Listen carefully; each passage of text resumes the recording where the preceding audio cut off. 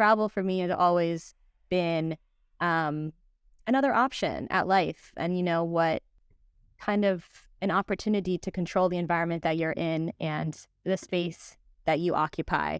And that's what I want for people of color and Black people to see travel as, is not necessarily an escape from your daily life or, a temporary relief, but an option for you to choose yourself and choose rest and choose leisure and choose quality of life. So that's what travel means to me in the Black community. The following podcast is an American Influencer Council production. Welcome to Creators with Influence, a podcast on the intersection between the creator economy and digital culture, where entrepreneurs come to share empowered stories. Qianna Smith Bruneteau is a creator advocate, champion of lifelong learning, and movement maker. Karston Tannis, known as Skinny Was Here, is a solopreneur, internationally recognized multimedia creator, and a promoter of creative inclusivity. Together, they are your hosts. So Gabby, thank you so much for joining us today on Creators with Influence. Can you please let everyone know a little bit more about yourself? Thank you so much for having me. My name is Gabby Beckford, and I am a travel influencer and content creator at the platform Pax Light. And we help people seek risk, seize opportunity, and see the world with my travel content, which is educational and yet entertaining. As a business-savvy Gen Zer, you've taken control over your personal and professional growth by being self-employed and touting yourself as a full-time digital nomad since 2021. Can you please tell us a bit about your generation changing professional norms and why that's important to you? Yeah, I think that for me, growing up, I hadn't really heard about entrepreneurship being spoken about as an option. My dad is first generation, moved here from Jamaica when he was 12 years old. And I think for him, growing up, he instilled in us that we had to have a secure job. That's the common immigrant parent story, right? Like doctor, lawyer, engineer. And I was going to be an engineer. I fell right into that stereotype.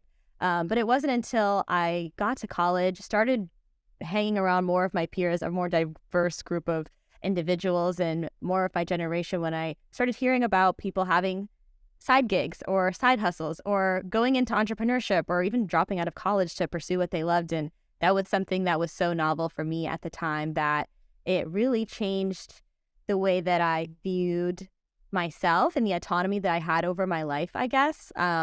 Becoming a doctor, lawyer, engineer was something that you did for security, not really because you necessarily had to love it. And so I think my generation is shifting, I'd say, their priority from you need to be safe, you need to have a job you can stay with that company for 30 years, into what makes you happy, like what can you do that provides that stability for you and feeds your joy. And I think that's the biggest thing I've seen with Gen Z, taking the autonomy to find out for themselves what we love to do by taking gap years, by having side hustles, by multitasking. And that's what I've done. And now I built a career over it. So it kind of worked out. So I'm very happy that my generation is more flexible with what it means to be successful and have a good job, because I feel like I have a great job now. Talk to us a little bit about, your career path, because I also think, you said your father wanted you to pursue doctor, lawyer. I think anyone doing a creative trade, we hear this all the time. My BA was political science pre-law. From the age of 5, I thought I was going to be a lawyer. There was no other option. Karston's parents are always trying to get him to do, accounting.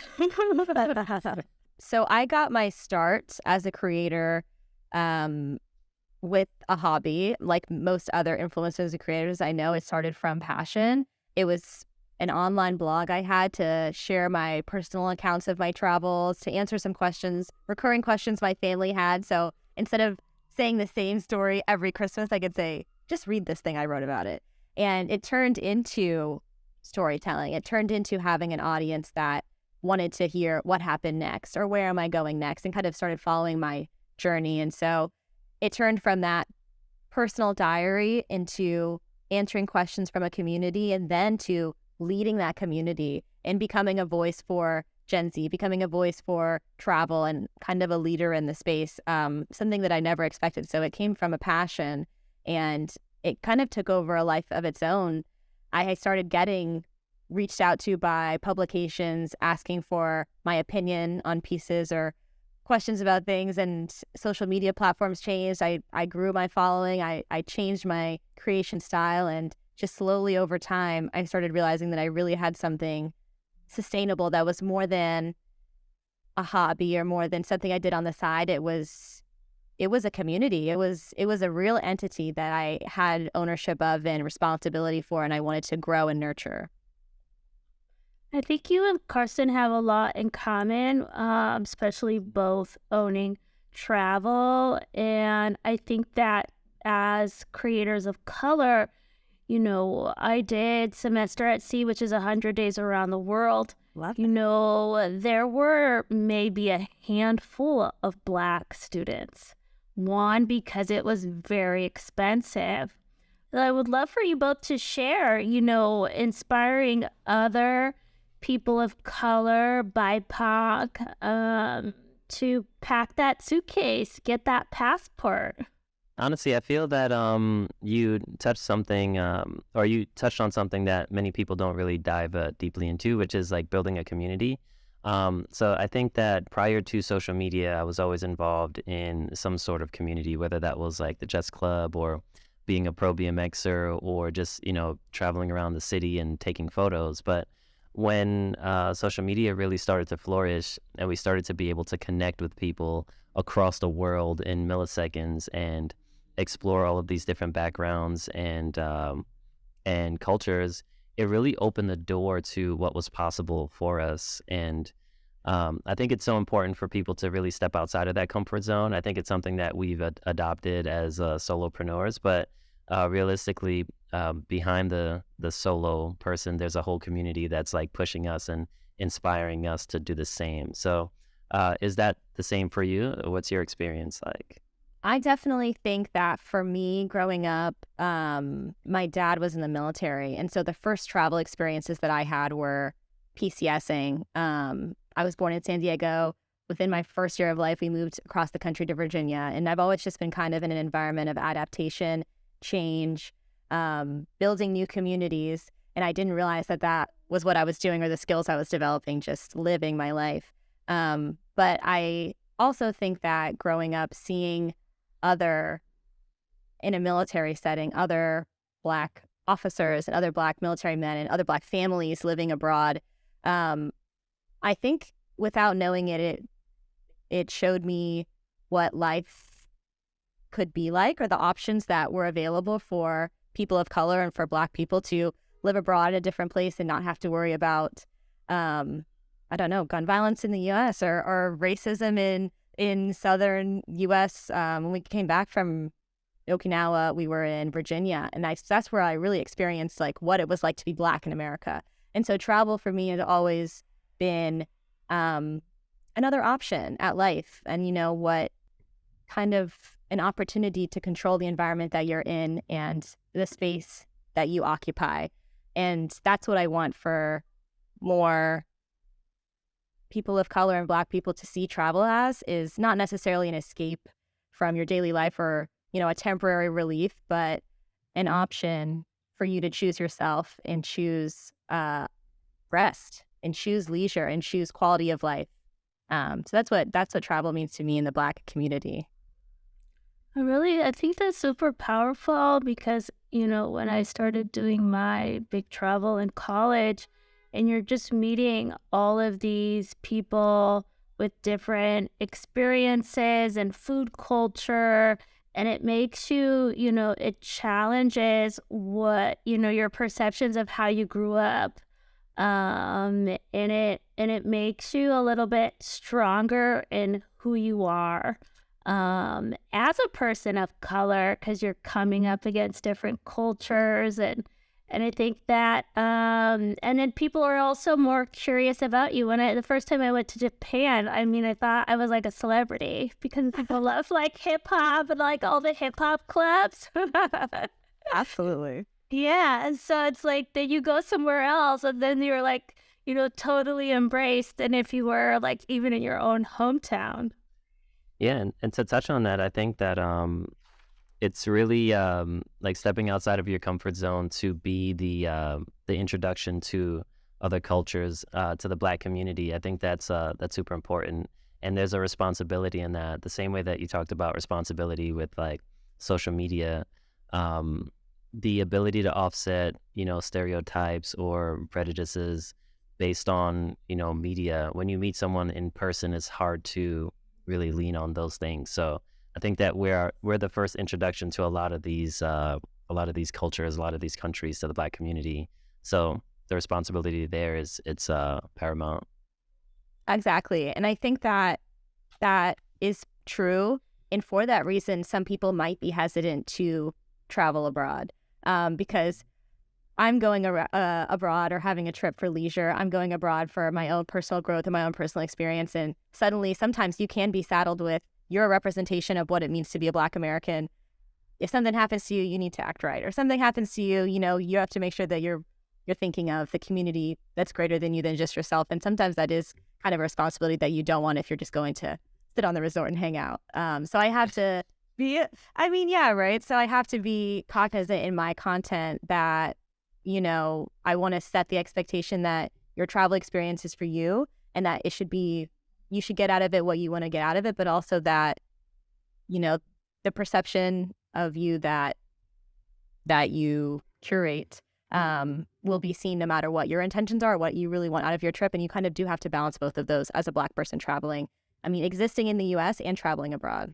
I would say you're living the vision of your business and setting real goals for yourself. You were awarded Lonely Planet's Best in Travel Emerging Voice Award, Wanderful's Bessie Awards for Trailblazer, Newsweek's Future of Travel Award.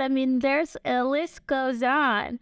How do you stay focused as a solopreneur living out of your suitcase? I feel like, there's all these conversations about, work remote, but here you are thriving at it.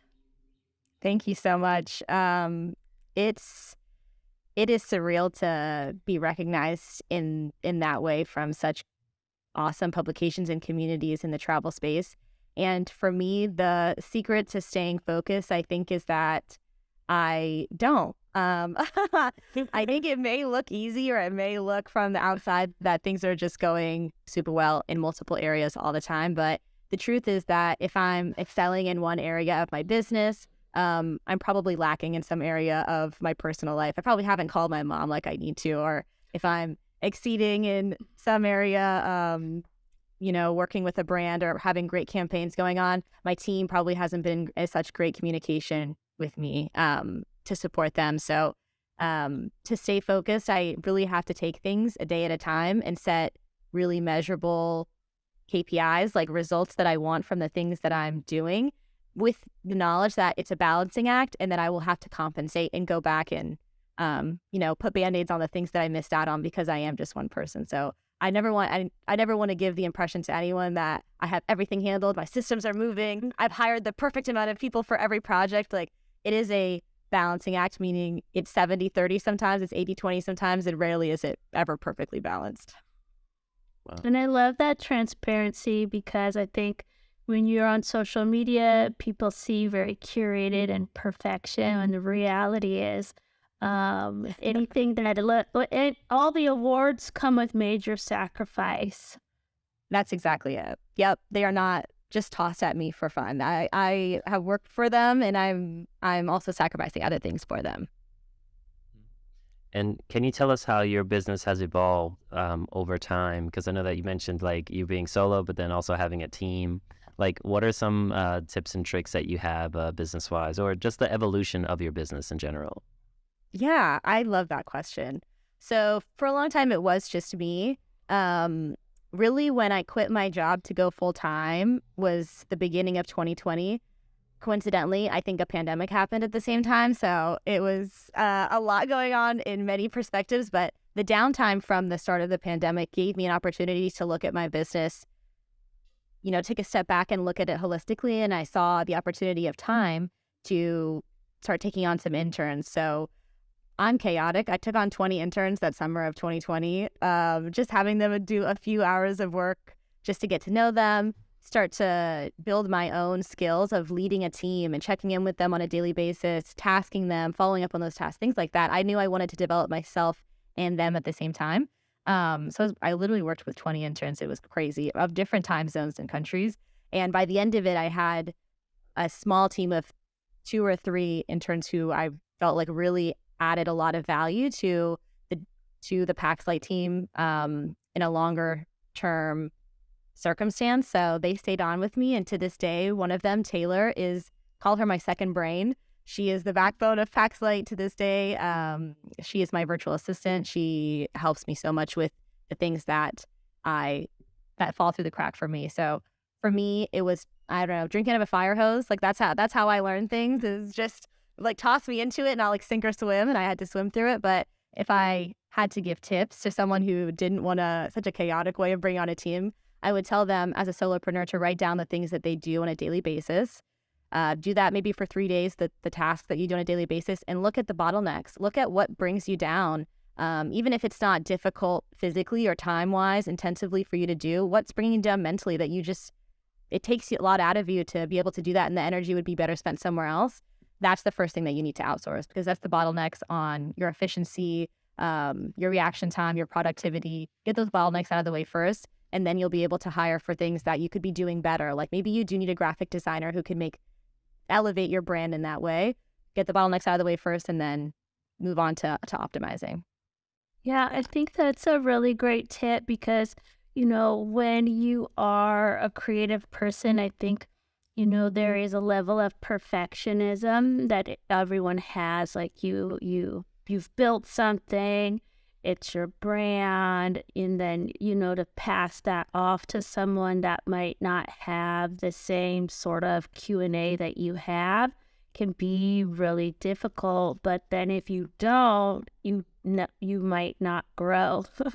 So it's sort of understanding, where can you bring in someone that can help you accelerate your business or might add a different skill set to enhance your brand, just like you said, because when you start, building up the community, getting the notoriety, then enhancing your brand can also lead to more monetization opportunities.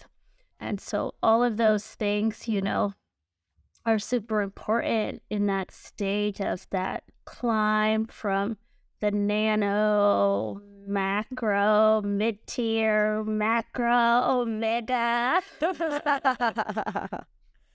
Yeah, absolutely. And I would say that the person who thinks that they can do it alone, like if you try to do it alone, it may be that perfect quality product that you're looking to create. You will be able to do that on your own. It will burn you out in the process, and you won't be able to do it at a pace and scale that, is concurrent with social media, which is concurrent with a small business in digital. It's just not reasonable. And the sooner that you can kind of let go of that ego and recognize it as that and just let it go. You can't do everything perfectly. That's the sooner that you'll grow. And you actually touched on a buzzword that's been happening lately. It's burnout. But how do you mitigate stress, and how do you deal with like mental health breaks and things like that? That's a really important question. And working with Gen Z, I'm thinking back specifically now to a conversation I just had with a fellow top voice next gen from LinkedIn. We're both in LinkedIn's Creator Accelerator program. I just had a call with her, and she's maybe just 2 or 3 years younger than me. And she's like, "Are you not tired all the time?" I'm tired all the time. She works a full-time job, and she does the same amount of notoriety that I have, she has, and she's working to build her business and working full-time to sustain herself. And she was asking me the same question, and I told her, automation. So the example I gave her was that, okay, how many times are you posting on social media a week? She said per platform, maybe 5 times a week. And I said, okay, how much of that content could be content that already exists aka reusing the content that you have and scheduling that, automating that, or hiring a VA to just work a few hours a week to pull old content that performed well and putting on a different platform. Those are ways that you may not be actively engaging in the comment section with your audience, and it may not be that deepest level of engagement, but it will keep your accounts, good with the algorithm. It'll keep them moving. It'll keep you active while you have a busy week at your full-time job. Those are some of the tips that I use to do a lot of that foundational engagement and active work on social media, where that's like 80%. And then that 20% I can work on and use my brain power to innovate, to try something new, to do a trend, So balancing that, using software and hiring people who can help you balance that act. I would love to know, what social media platforms are you loving right now? It's burnout. When I hear burnout, I think of algorithm and content not being seen. I would love to know where are you being seen right now? Where do you think you have the most potential in 2023? Yes. Yeah. Thinking of burnout, I think of your ROI not being received, or you just overextending yourself, your personal energy. So a place where I feel like I'm seen and kind of valued by the algorithm gives me what I need from it, is LinkedIn. I feel like I don't go viral necessarily on LinkedIn, but the quality of engagement that I receive on the platform is extremely fulfilling, and it leads to the actions that I need from it. So anytime I post on social media, I think of it as the top of my funnel, and I want people to become deeper ingrained into my community and what I do and know who I am and things like that. So I think from LinkedIn, I feel like people are more likely to go to my website, or are more likely to go follow me on other social media platforms, or are likely to click on that link that I posted. So that's why I love LinkedIn. I still am a TikTok girl, even though they're kind of acting up recently. It's tougher to be consistent on TikTok. But I do feel like I can create quickly, and I can get an idea out of my head that might just be there. I can translate that into content most quickly on TikTok because it's low production value. It can be. You don't have to highly curate it. You can just post a story these days, or post a now, and it can get great engagement. So I like the opportunity that's still on TikTok. And for that same reason, Instagram, same thing, acting up recently, but I still do enjoy it because I can repost content to the platform. And that's where I've had the longest community and the longest relationship is with Instagram. And it's still kind of the platform that I think most people hang out on, and I can still rely on people to send me a DM, and because they saw a story, they saw a post, and really get engaged with me personally there. So those are my top 3 platforms. And I love, Instagram will always be relevant as a travel creator. And I think, with TikTok, you had that article in July from TechCrunch about how, TikTok's taking search volume away from Google, that Gen Z is using TikTok a lot for search. When I'm looking for a restaurant or I'm in a new city, the first place I go on is TikTok to see what are the bloggers, where are the travel creators, where are they saying to go. I think that it has changed a ton. When I would used to go on Instagram and check the location tags, I think there is a little behavior pivoting happening on the platforms for sure. But I love that you said LinkedIn, because you've been in all of the creator funds. Let's give a little shout out there, which is tremendous. Talk a little bit about being in the creator funds, We the Culture, Pinterest, LinkedIn. What were those experiences like for you, and what would you say you got out of those programs to help further grow your business? I really enjoyed being in the social media platforms creator programs. I feel like it's a rare opportunity to get one-on-one time with the people that make these apps run, from an influencer relationship perspective, and also from a technical perspective, to be able to give product feedback and say, the thing that absolutely kills me about TikTok is that I can't do this function. and then them write that down and be like, okay, we'll talk to our engineers. That's a really rare opportunity to give direct feedback to such, big companies like that. So I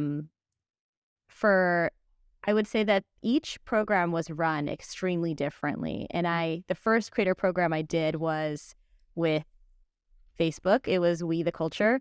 That one was a year-long partnership. And that one, I feel that it was on such a big scale that when it came to moving into a smaller creator partnership or program like LinkedIn's, which it was 5 people, 5 Gen Zs on my team, it was much more intimate. And being able to be in both those programs showed me the possibilities.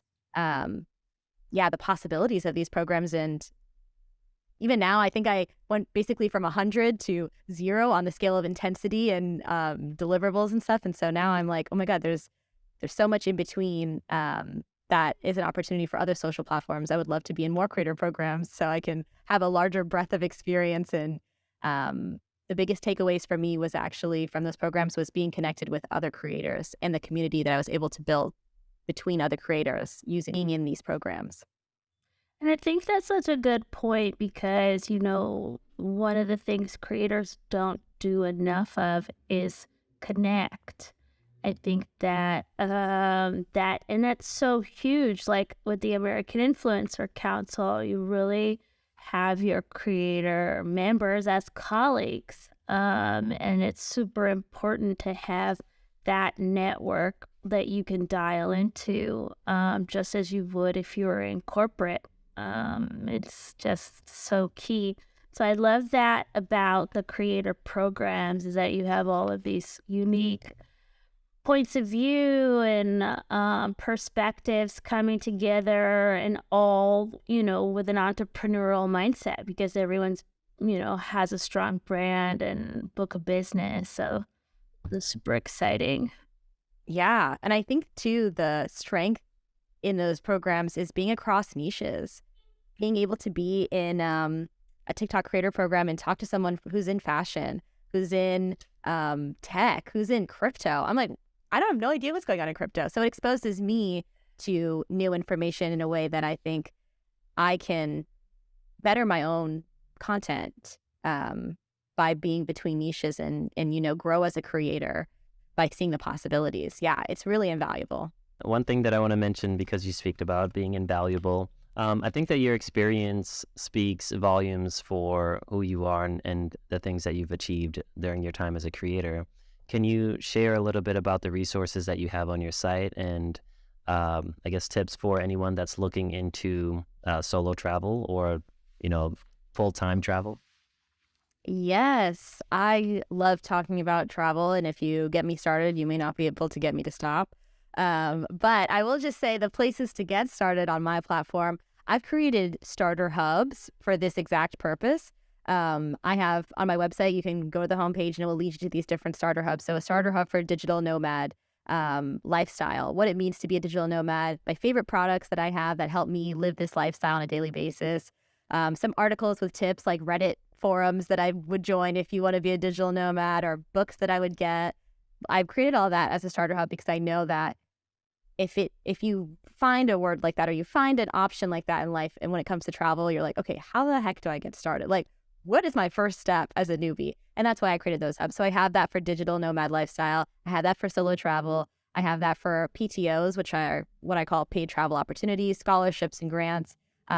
Those are the landing platforms for you if you are just interested in dipping your toes in and knowing more. You have so many great resources, and we'll definitely link to those in the show notes. And actually, speaking of travel, what are some tips, or how do you stay safe while traveling, especially as a solo traveler? I want to use travel as a way for women to empower themselves and feel like they have autonomy and just have a better quality of life through travel. And so the tips that I give kind of lean into them just having a good travel experience in general. So I always say before I go to a new destination as a solo traveler to find friends on the ground beforehand. I use Facebook groups. I've been in Facebook groups for a long time. I have a Facebook group. It's where I can just find people quickly who are also interested in travel. So a few of my favorite Facebook groups include Nomadness, Black Travel Movement, Solo Female Travel Network. I know I'm going to find other women who travel solo and enjoy travel and won't mind meeting up with me when I'm in their city. So I'll definitely make friends on the ground then, and then I'll get to grill them. I get to say, okay, what areas of this city should I go to? Which areas should I not go to? What are some things I need to know? And they can fill me in for the specific tips that I need for that destination. So that's my number one tip, is make friends on the ground who live there. And my second tip is to use social media, use the influencers. If you search solo female travel now on Instagram, TikTok, YouTube, you're going to find a host of people. So do your research, look between their content, look for people who look like you and are more likely to have an experience that you're likely to have, and dig into their content, ask them questions directly. I know I'm an influencer, so I can say, I will respond. Just DM them, ask the questions, and they probably have resources that they've made on the same topics that they can send you to. So those are my toppest tips. Love it. Excellent. And the first thing you do when you get to any country, what would that be? I got to eat. I got to get a big meal. I got to eat something local, and I got to eat something quick, for sure. I love it. All right. Well, where can our listeners find you? Where are your social? I know, give us the handles. I hang out on social media at the same handle, every social media platform. It's at PaxLight, PaxLight. And most often you could find me on Instagram and TikTok. Well, thank you so much for joining us on Creators with Influence, Gabby. It's been a pleasure to have you on this episode 3 of season 2. Thank you. Thank you for having me. I love the AIC. I love that these conversations are being had, and to be able to participate in them is such an honor. So I'm happy to have been able to share. We appreciate your thought leadership and to hear your story, which I think is really inspiring, and all that you have achieved, and still so much more to achieve. It's even more what I find to be, a breath of fresh air, and your energy and all of that good stuff. Thank you. I appreciate it. More to come. More to come always. Amazing. Well, Gabby, thank you for sharing your passion, your insight, your education, your history, and your talents with us. Of course. Thanks so much. Creators with Influence is produced by the American Influencer Council, the sole 501c6 not-for-profit trade association in the U.S. created by and for career creators.